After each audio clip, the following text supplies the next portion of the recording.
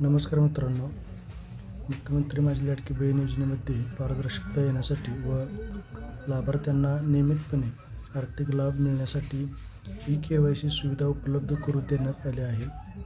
या प्रक्रियेत अधिक सुसूत्रता आणण्याबाबत आज मंत्रालयात बैठक घेतली.